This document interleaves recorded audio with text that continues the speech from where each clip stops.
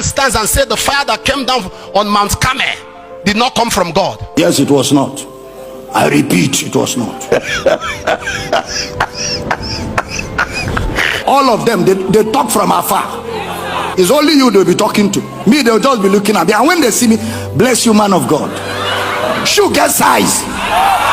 So Elijah prayed to God and Satan answered. Go and ask your grandfather. Why are you asking me this quick, simple question? The two fires in Elijah's story are not the same. The fire of Mount Carmel is from God because that fire was a miracle. Remember, it was judgment of the idols. And that fire on Mount Carmel did not kill anybody. It only licked the sacrifice, licked the wood. That's all. That is different from this one. This one came to consume human beings. Where did Elijah command fire that consumed people? 2 Kings chapter 1. Now let's see what Jesus will say about that fire of 2 Kings chapter 1. And when his disciples James and John saw this, they said, Lord, will thou that we command fire to come down from heaven and consume them, even as Elijah did? But he turned and rebuked them and said, you know not what manner of spirit you are of, for the Son of Man is not come to destroy men's lives, but to save them. Now wait, if Jesus is the same yesterday, today, and forever, if today he rebuked them for wanting to bring fire to consume people, if he was there when Elijah did that prayer, will he have rebuked Elijah?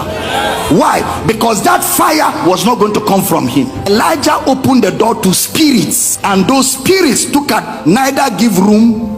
Now it is left for you to choose whether you believe Jesus or Elijah. That's the crux of the matter. You are trying to push a narrative that God does not kill. Sir, God can kill. How do you read? CRK, leave him alone.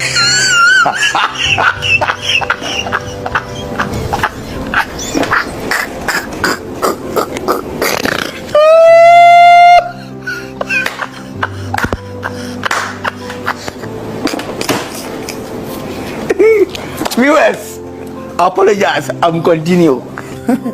God does not kill. God has never killed, and God will never kill. If God was to be a killer, we will have seen God said, let there be killing. In Genesis chapter 1, there's a list of all God created, and he saw, behold, it was very good.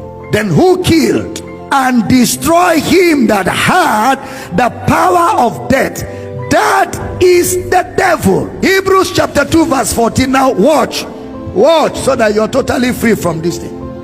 For as much then as the children are partakers of flesh and blood, he also himself likewise took part of the same, that through death he might destroy him that had the power of death, that is the devil, who killed from Genesis till today. The devil. John 8:44. You are of your father the devil, and the lust of your father you will do.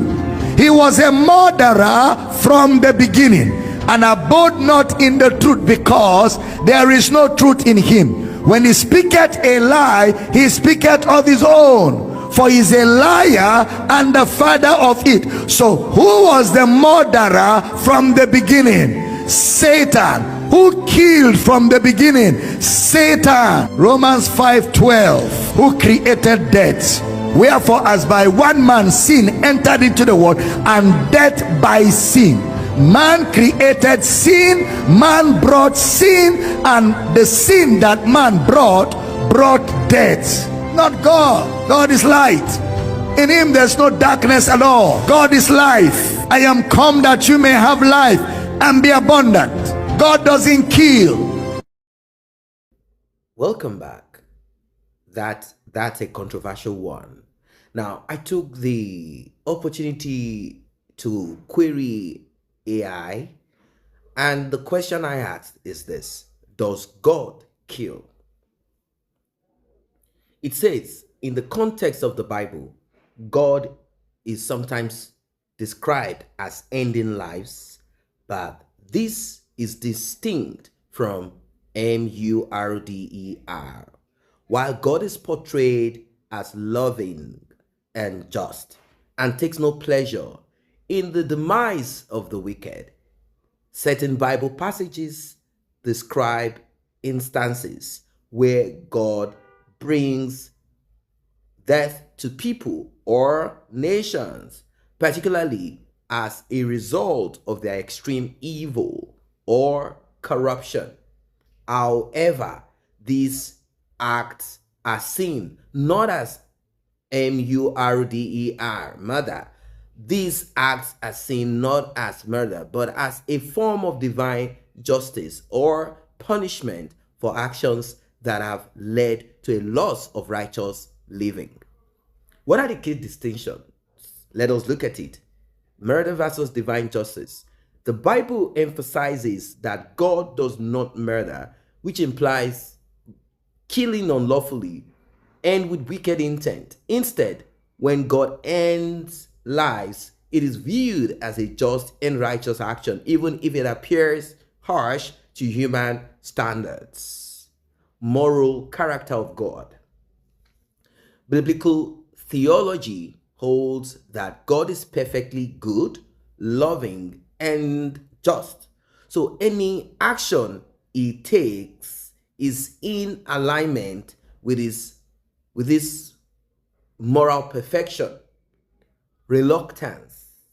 The Bible suggests that God's actions of bringing death are not done with pleasure, but with great reluctance, as shown in Ezekiel 33:11, where it is stated that I take no pleasure in the death of the wicked. Examples in the Bible: the flood and Sodom and Gomorrah. These events described in the Bible are often cited as instances of God ending lives of people who had become wholly given to evil and unwilling to repent. The Canaanites. God also commanded the destruction of certain nations, like the Canaanites, who were considered extremely evil and corrupt, according to passages in the Old Testament. God's role in life and death. The giver of life, according to Deuteronomy 32:39, it states, I kill and I make alive. I wound and I heal. This shows God as the ultimate sovereign over life and death, not just its end. Future resurrection. The Bible teaches that God will ultimately restore life through resurrection, and even the lives that ended through divine judgment will be given a new opportunity in a more peaceful world. I know that part can or might be a bit, because the Bible says the soul that sinneth shall die, and if your life has been ended by God's divine judgment, you will not be given a new opportunity in any peaceful world. Now, let us go to the part of, does God kill? Does God kill? In the sense of it, yes. But if kill, according to the definition of it, I mean the Bible, where it states among the laws, thou shalt not kill, thou shalt not unalive anybody, meaning you do not have the express permission in any form to unalive anybody just because you think such persons, unless you have been attacked continuously or you're going to be attacked. I'm talking about war, where the children of Israel have the right, or anybody have the right, to protect themselves. But if you look at the New Testament, that part of it where it says if someone slaps you, you turn the other face. Now, does it mean if someone wants to unalive you, keep yourself, let them unalive you, because there is a resurrection, rather than you fighting back to preserve? Some will go ahead to point to certain Bible verses that says if you fight for your life, you will lose it. Rather, leave it, let it be. Like, you need to live your life like a dove. You need to be docile. You need to allow the world do whatever. But in the truer sense of it, nobody in his or her right senses will want themselves. I mean, unless it is for Christ, like persecution, and like how it was back then, the Roman Empire and all of those empires that tried to, stifle, that tried to put an end the gospel and all of that. At that point, they were willing to lay down their lives for what they believe in, and they were not going to budge. It's a different scenario, but not when you are not like defending Christ. Someone wants to unalive you or unalive your child, and then you fold your hands and try to do nothing, or you don't want to unalive the person. It's a controversial topic anyway. Like the Bible explicitly has said, thou shalt not unalive anybody. So even if your child is going to be unalived or you are going to be unalived, that's it. Now, questions have been asked several times. People have asked, if the Bible says thou shalt not unalive anybody, is it right for me to join the military that has been given the mandate to protect the borders, protect the country, and that means you might have to unalive certain people? Well, questions have been asked and raised, and said in that instance, God understands that you are protecting your space, same way the children of Israel went ahead to unalive certain people, same creation of God, who are not in that loving grace of God at that time. They were not chosen people. They went after, lusted after strange spirits, strange gods, same creation that God created that became disobedient. They went after such spirits, and you know what became of them at the end of the day. So those were people that the children of Israel were permitted to unalive. Did they unalive? Yes, they did. They took the lives of those people in what? To protect themselves. They went ahead and did. Now let us now bring it back home. What did David do? David unalived a man, innocent man, who had done him nothing. So it means, in context, if you have to look at it, there are certain kind and types of unalive that is okay, and there are certain types that are not okay. Like, you cannot unalive someone so you can steal from them. Immediately David did it, even though he was the man after God's heart, or is the man after God's heart.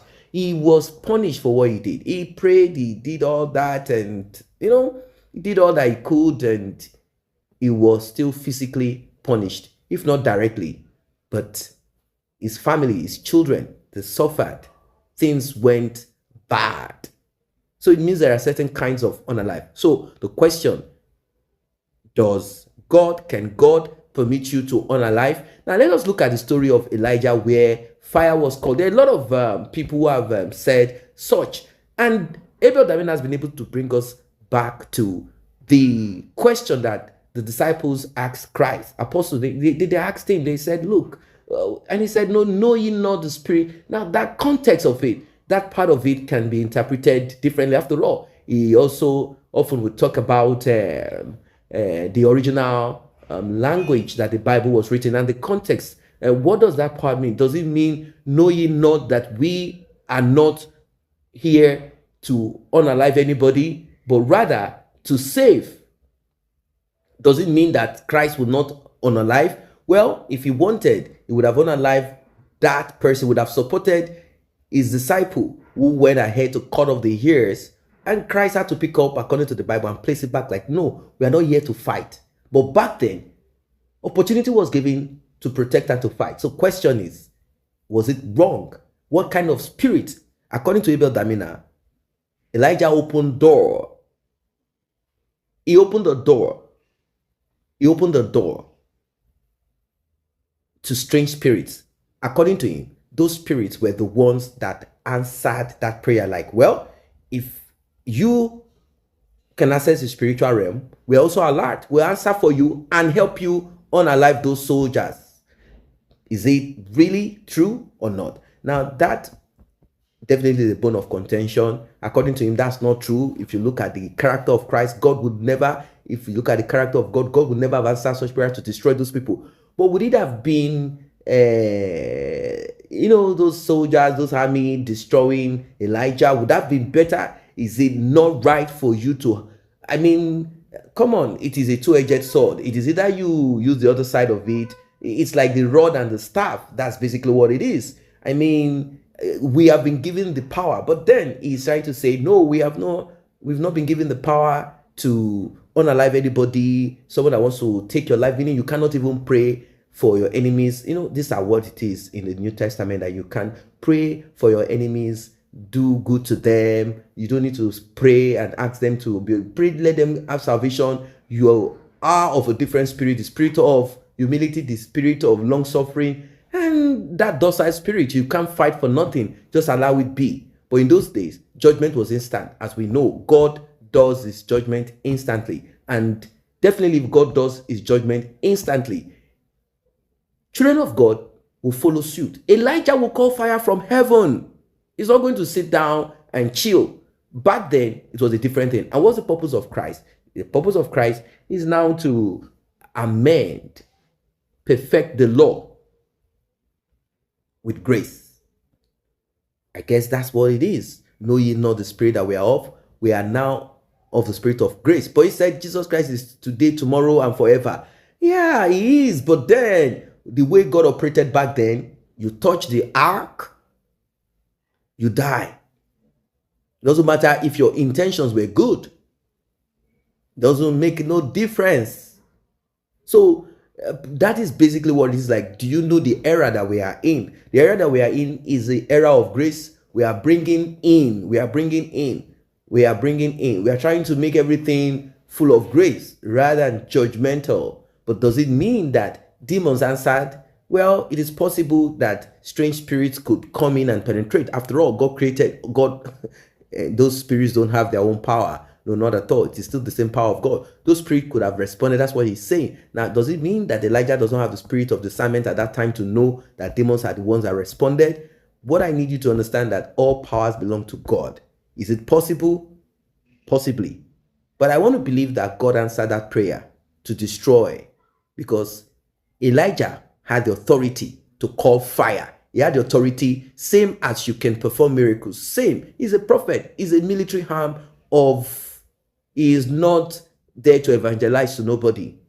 The job of a prophet back then is even more...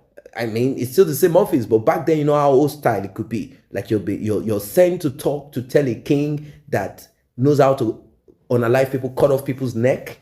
You're sent to such a person, and you do not have the ability to command and make the hand of such king that wants to lay hands on you to wither. You must have such. These are military officers. Those prophets, those people are military officers. So they also have the access to pull down and to raise.